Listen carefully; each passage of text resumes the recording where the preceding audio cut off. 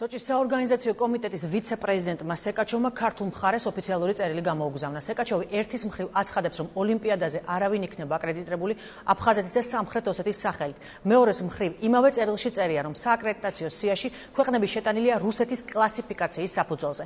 ბოლო მონაცემებით აფხაზეთი და ეგრეთ წოდებული სამხრეთ ოსეთი ოლიმპიური კომიტეტის სააკრედიტაციო სიაში ამ დრომდე ცალკე სუბიექტებად ისევ რჩება. ოთარ გიორგაძეს ვრთავთ პირდაპირ ეთერში, რომელიც წერილის დეტალებზე გვიამბობს. ოთარ, საღამომშვიდობისა. სეკაჩოვის წერილის წაკითხვა, როგორც მე გავეცანი, სხვადასხვა ინტერპრეტაციით შეიძლება.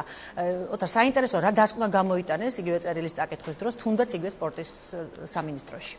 უნდა აღინიშნოს, რომ მსგავსი შინაარსის წერილს ქართული მხარე დაახლოებით ერთი თვის მანძილზე ელოდა, რადგანაც აფხაზეთი და სამხრეთ ოსეთი დაახლოებით ერთი თვის წინ აღმოჩნდა მედია სააკრედიტაციო ფორმაში დამოუკიდებელ სუბიექტებად. სოჭის საორგანიზაციო ჯგუფის ერთ-ერთი ხელმძღვანელი სპეციალურ წერილს უგზავნეს ქართულ მხარეს. მე შემიძლია ციტატა ამოვიკითხო წერილიდან. მინდა დაგარწმუნოთ, რომ ოლიმპიურ თამაშებზე არავინ იქნება აკრედიტებული აფხაზეთის ან სამხრეთ ოსეთის სახელით, რადგანაც საერთაშორისო ოლიმპიური კომიტეტი აღიარებს საქართველოს ეროვნულ ოლიმპიურ კომიტეტს და მის იურისდიქციას საქართველოს მთელ ტერიტორიაზე. ამ წერილის მიღების პარალელურად ჩვენ რა თქმა უნდა გადავამოწმეთ ინფორმაცია იმის შესახებ, არის თუ არა აფხაზეთი და სამხრეთ oseti კვლავ დამოუკიდებლად მითითებული მედია ბაზაში. უნდა აღინიშნოს, რომ როგორც დაბადების ადგილთან მიმართებაში, ასე მოქალაქეობის მიმართებაში კვლავ დამოუკიდებლად არის ორივე სუბიექტი.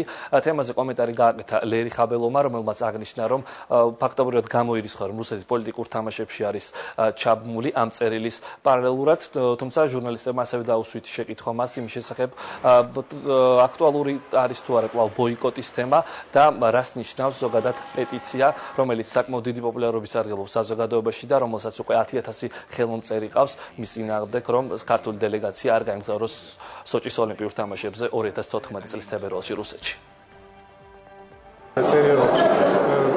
ის პირდაპირ ქარტიას აღიარებს რუსეთის ფედერაცია და ოლიმპიური კომიტეტი რუსეთის. იქ არანაირი მითითება იმაზე, რომ ცალკე გუნდად იმათ გამორიცხულია. ეს საკითხი ფაქტიურად ერთი წერილის საერთაშორისო ოლიმპიური კომიტეტის ბოლო წერილზე საუბარი და წერილის საორგანიზაციო კომიტეტიდან ეს იმის მაუწყებელია, რომ არავითარი პოლიტიკური თამაშებში მე მგონი რუსეთი აღარ ჩაებმევა და ფიქრობ, რომ ჩატარდება ოლიმპიური სულისკვეთებით.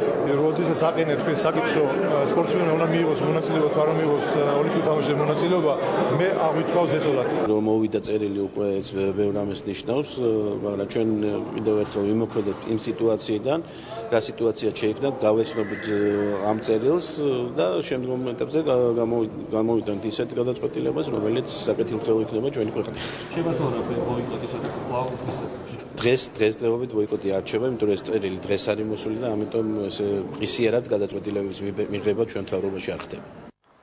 როგორც კომენტარებიდან მოისმინეთ, ორაზროვანი წერილის შინაარსმა საკმაოდ დიდი ინტერესი გამოიწვია ქართულ მხარეში და შეიძლება ითქვას, რომ თემაზე მუშაობა კვლავ გაგრძელდება და ისინი შეისწავლენ კიდევ უფრო დეტალურად წერილის შინაარსს, რომელიც ქართულ მხარემ სულ ცოტა ხნის წინ მიიღო. წერილი, რომელიც სოჭის ოლიმპიური თამაშების საორგანიზაციო კომიტეტის ვიცე-პრეზიდენტმა სერგეი სეკაჩოვმა გამოგზავნა. ასე სრულდება მოუთმელად ველი თქვენს დელეგაციას სოჭის 2014 წლის ზამთრის ოლიმპიურ თამაშებზე საუკეთესო სურვილებით სოჭის საორგანიზაციო ჯგუფი. დიდი მადლობა. სეკაჩოვის წერილის დეტალებით ოთარ გიორგაძე საუბრობდა.